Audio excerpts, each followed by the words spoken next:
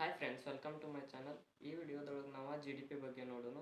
G D P ಅಂದರೆ ಏನು, G D P ಟೈಪ್ಗಳು. ಮೊದಲನೇದಾಗಿ G D P full form gross domestic product. ಕನ್ನಡದೊಳಗೆ ಒಟ್ಟು ದೇಶೀಯ ಉತ್ಪಾದನೆ. ಜಿ ಡಿ ಪಿ ಅಂದ್ರೆ ಈಗ ಒಂದು ದೇಶದೊಳಗೆ ಉತ್ಪಾದನೆ ಆದ ಸರಕು ಮತ್ತು ಸೇವೆಗಳ ಎಲ್ಲ ಮೊತ್ತವನ್ನು ಜಿ ಡಿ ಪಿ ಅಂತ ಕರೀತಾರೆ.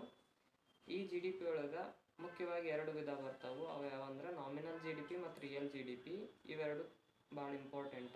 ಉಳಿದಿದ್ದು ಇನ್ನೂ ಭಾಳ ವಿಧ ಬರ್ತಾವೆ, ಆದರೆ ಅವೇನು ಅಷ್ಟು ಇಂಪಾರ್ಟೆಂಟ್ ಅಲ್ಲ. ಈ ಎರಡು ಜಿ ಡಿ ಪಿ ಬಗ್ಗೆ ನೋಡೋಣ. ನಾಮಿನಲ್ ಜಿ ಡಿ ಪಿಯನ್ನು ಪ್ರಸ್ತುತ ಏನು ಮಾರ್ಕೆಟ್ ಪ್ರೈಸ್ ಇರ್ತಿತ್ತೋ ಅದನ್ನು ಕನ್ಸಿಡರ್ ಮಾಡಿ ನಾಮಿನಲ್ ಜಿ ಡಿ ಪಿನ ಕಂಡುಹಿಡಿತಾರೆ. ಇದ್ರೊಳಗೆ ಬೆಲೆ ಏರಿಕೆಯನ್ನು ಪರಿಗಣಿಸಂಗಿಲ್ಲ. ಇದು ಅಷ್ಟು ಎಕ್ಯುರೇಟ್ ಆದ ಜಿ ಡಿ ಪಿಯನ್ನು ನಮಗೆ ಕೊಡಂಗಿಲ್ಲ. ಅದಕ್ಕೆ ಇದೇನು ಅಷ್ಟು ಇಂಪಾರ್ಟೆಂಟ್ ಅಲ್ಲ, ಆದ್ರೂ important. Second one real G D P.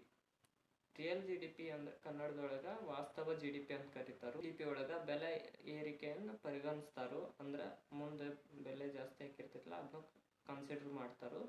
ಇದು ಕರೆಕ್ಟಾಗಿ ತೋರಿಸ್ತೈತಿ. ಬರ್ತಾವು ಅವು ಯಾವ್ಯಾವ ಅಂದ್ರೆ ಎನ್ ಡಿ ಪಿ ಬರ್ತೈತಿ, ಎನ್ ಎನ್ ಪಿ ಬರ್ತೈತಿ. ಜಿ ಡಿ ಪಿಯನ್ನು ಒಂದು ವರ್ಷಕ್ಕೊಮ್ಮೆ ಕ್ಯಾಲ್ಕುಲೇಟ್ ಮಾಡ್ತಾರೋ. ಅದು ಫೈನಾನ್ಷಿಯಲ್ ಇಯರ್ ಕನ್ಸಿಡರ್ ಮಾಡ್ತಾರೆ ಕ್ಯಾಲ್ಕುಲೇಟ್ ಮಾಡುವಾಗ. 2019ರಿಂದ 20 ಹಿಂಗೆ ಫೈನಾನ್ಷಿಯಲ್ ಇಯರನ್ನು ಕನ್ಸಿಡರ್ ಮಾಡ್ತಾರೆ. ಈಗ ಭಾರತದ 2019-20 ಫೈನಾನ್ಷಿಯಲ್ ಇಯರಿಂದ 2023-24 ಫೈನಾನ್ಷಿಯಲ್ ಇಯರ್ ತನಕ ಜಿ ಡಿ ಪಿ ಗ್ರೋತ್ ನೋಡೋಣ. ಫೈನಾನ್ಷಿಯಲ್ ಇಯರ್ 2019-2020 145.3 ಲಕ್ಷ ಕೋಟಿ ಜಿ ಡಿ ಪಿ ಇತ್ತವ ಭಾರತದ. ಮೊದಲೇ ಫೈನಾನ್ಷಿಯಲ್ ಇಯರ್ ಕಂಪೇರ್ ಮಾಡಿದರೆ 3.9% ಗ್ರೋತ್ ಇತ್ತು. 2020-21 136.9 ಲಕ್ಷ ಕೋಟಿ ಜಿ ಡಿ ಪಿ ಇತ್ತು. ಇದು -5.8% ಆಗಿತ್ತು. ಯಾಕಂದರೆ ಅವಾಗ ಕೋವಿಡ್ ಇತ್ತಲ್ಲ, ಅದ್ರ ಸಲುವಾಗಿ ಅದು ಗ್ರೋತ್ ಆಗಿಲ್ಲ, ಕಡಿಮೆ ಆಗೈತಿ. ಫೈನಾನ್ಷಿಯಲ್ ಇಯರ್ 2021-2022 149.3 ಲಕ್ಷ ಕೋಟಿ ಭಾರತದ ಜಿ ಡಿ ಪಿ ಇತ್ತು. ಇದು ಮೊದಲನೇ ವರ್ಷಕ್ಕೆ ಕಂಪೇರ್ ಮಾಡಿದ್ರೆ 9.1% ಗ್ರೋತ್ ಒಳಗಿತ್ತು ಭಾರತ ಅವಾಗ. ಫೈನಾನ್ಷಿಯಲ್ ಇಯರ್ 2022-2023 160.1 ಲಕ್ಷ ಕೋಟಿ ಭಾರತದ ಜಿ ಡಿ ಪಿ ಇತ್ತು. ಮೊದಲನೇ ವರ್ಷಕ್ಕೆ ಕಂಪೇರ್ ಮಾಡಿದ್ರೆ 7.2% ಗ್ರೋತ್ ಆಗಿತ್ತು.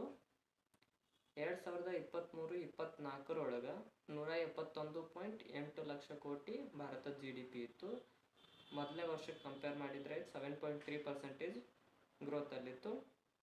ಜಿ ಡಿ ಪಿ ಅಂತ ಏನು ಯೂಸ್ ಅಂದ್ರೆ, ಜಿ ಡಿ ಪಿ ಅಂತ ಆರ್ಥಿಕ ಶಕ್ತಿ, ಆರ್ಥಿಕ ಬೆಳವಣಿಗೆ ಇದೆಲ್ಲನೂ ಗೊತ್ತಾಗ್ತೈತಿ. ಮತ್ತು ಗೌರ್ಮೆಂಟಿಗೆ ಯಾವುದಾದ್ರೂ ಯೋಜನೆ ಮಾಡಬೇಕಾಗಿತ್ತಂದ್ರೆ ಜಿ ಡಿ ಪಿ ಮೇಲೆ ನೋಡ್ತೈತಿ. ಯಾವ ಮೂಲದಿಂದ ಜಿ ಡಿ ಪಿ ಕಡಿಮೆ ಬರ್ತಿರ್ತೈತಲ್ಲ ಅದ್ರ ಮೇಲೆ ಫೋಕಸ್ ಮಾಡ್ತಾರೋ, ಆ ಕ್ಷೇತ್ರಕ್ಕೆ ಜಾಸ್ತಿ ಸ್ಕೀಮ್ ಅದು ಕೊಡ್ತಾರೋ.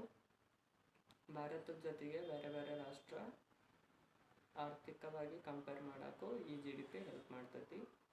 ಈ ವಿಡಿಯೋ ಇಷ್ಟ ಆಗಿದ್ರೆ ನಮ್ಮ ಚಾನಲ್ ಸಬ್ಸ್ಕ್ರೈಬ್ ಮಾಡಿರಿ. Thanks for watching.